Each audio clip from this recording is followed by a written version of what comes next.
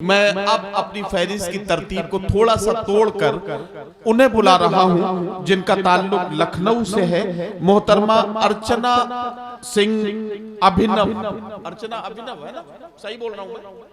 Okay. Archana Singh अभिनव लखनऊ से इनका ताल्लुक है।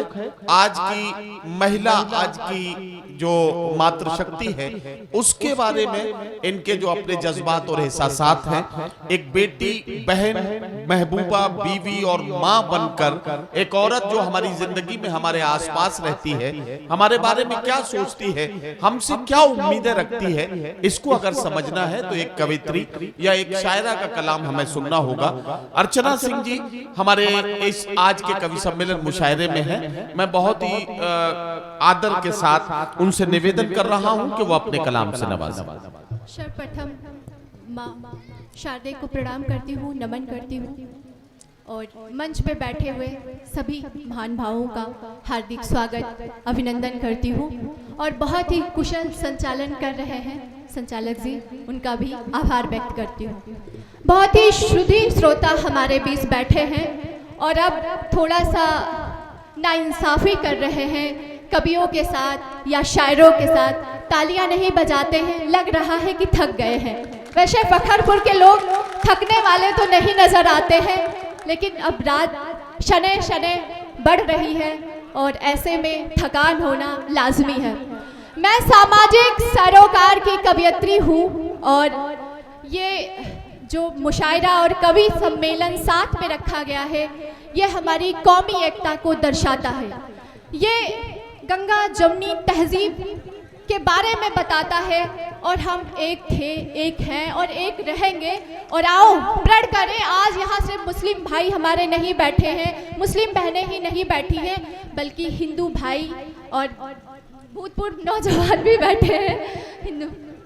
तो मैं सबका फिर से एक बार स्वागत करती हूँ और अपनी पंक्तियाँ निवेदित करती हूँ। और जी पढ़िए, पढ़े। चलो एक मजहब ऐसा बना ले जहाँ कोई तकरार ना हो। चलो एक मजहब ऐसा बना ले जहाँ कोई तकरार ना हो। हिंदू मुस्लिम में जो बाटे ऐसी कोई दीवार ना हो। हिंदू मुस्लिम में जो बाटे ऐसी कोई दीवार ना हो। और लहू का रंग सबका होता है एक जैसा ही। लहू का रंग सबका होता है एक जैसा ही। धर्म की जो करे सियासत ऐसी कोई सरकार ना हो। धर्म की जो करे सियासत ऐसी कोई सरकार ना हो। क्या कहना। इसी कड़ी को आगे बढ़ाते हुए मैं 4 मिसरे और रखती हूँ आपके समक्ष और फिर मैं अपनी बात रखूंगी। जलेगा जब शहर तुम्हारा तो उस जद में तुम्हारा भी मकान आएगा। जलेगा जब शहर तुम्हारा तो उस जद में तुम्हारा भी मकान आएगा। अभी बहुत लोगों ने बहुत ही अच्छा पढ़ा, हिंदू मुस्लिम एकता की बात की और बहुत ही अच्छे उससे मोतियों की तरह उन्होंने पिरोया, हमारी एकता के बारे में बताया कि जब भगत सिंह आज़ादी में कूदे थे तो अशफाक उल्लाह भी उसमें शामिल हुए थे और उनकी भी कुर्बानी को भुलाया नहीं जा सकता। और जब अगर हमारे मोहल्ले में आग लगती है या हमारे घर पे प्रॉब्लम आती है तो कोई नेता हमें बचाने नहीं आता, बल्कि हमारा पड़ोसी हमें बचाने आता है, चाहे वो मुसलमान हो और चाहे हिंदू हो। इसी पे ये मुक्तक है। जलेगा जब शहर तुम्हारा तो उस जद में तुम्हारा भी मकान आएगा। दहशत जब फैलेगी उस गिरफ्त में हिंदू और मुसलमान आएगा। दहशत जब फैलेगी उस गिरफ्त में हिंदू और मुसलमान आएगा। अभी वक्त है मिलकर बचा लो कौमी एकता को। अभी वक्त है मिलकर बचा लो कौमी एकता को। सियासत के नाम पे जो रोज लड़ रहे हो तुम, सियासत के नाम पे जो रोज लड़ रहे हो तुम, कोई नेता ना काम आएगा, कोई नेता ना काम आएगा। वाह वाह वाह।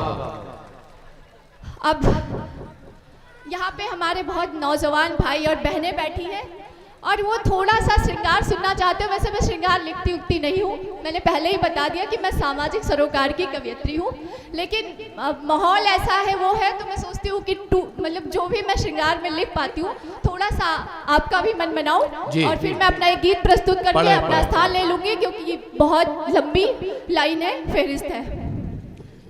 स्वागत। मोहब्बत के लिए आरजू और जुस्तजू का मोहब्बत के लिए आरजू और जुस्तजू का होना जरूरी है। एक दूजे को पाने के लिए खुद को खोना जरूरी है। और माना कि मोहब्बत कभी मुकम्मल होती नहीं, माना कि मोहब्बत कभी मुकम्मल होती नहीं, फिर भी जिंदगी में एक बार मोहब्बत का होना जरूरी है। फिर भी जिंदगी में।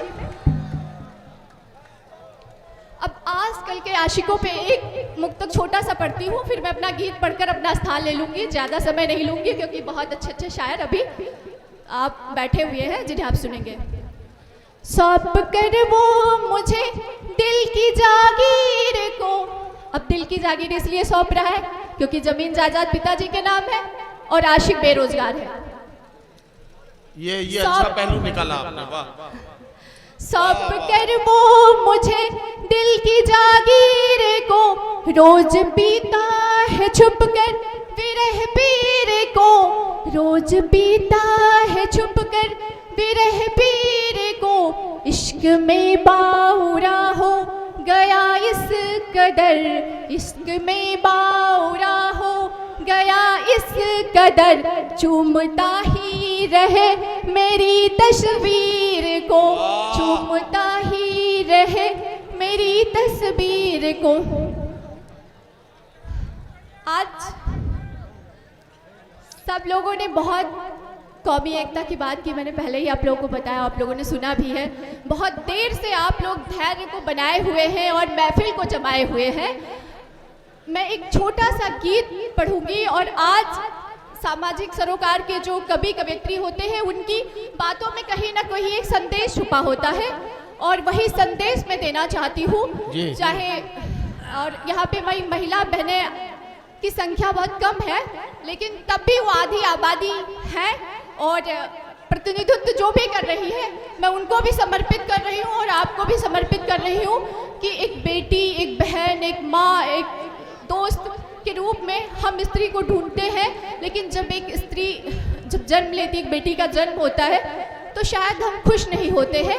और हमारे समाज में कन्या भ्रूण हत्या जैसे जघन्य अपराध होते हैं जो कि किसी धर्म या मजहब में परमिशन उसकी नहीं है, लेकिन तब भी हम लोग अपने स्वार्थ में करते हैं। और उसी पे एक अजन्मी बेटी जो गर्भ में है अपने माँ से क्या कह रही है, मैंने उसे शब्दों में या गीत का रूप देने की कोशिश की है। अगर आपके दिल तक बात पहुँचे या छुए तो प्लीज हमें बताइएगा।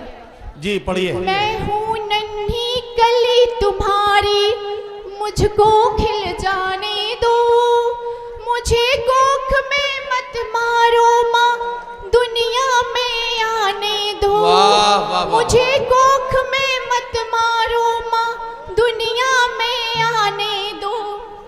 जीवन में आकर खुशियों की मैं झनकार करूंगी, माँ तेरे बेटों से बढ़कर तुझको प्यार करूंगी, माँ तेरे बेटों से बढ़कर माँ तुझको प्यार करूंगी।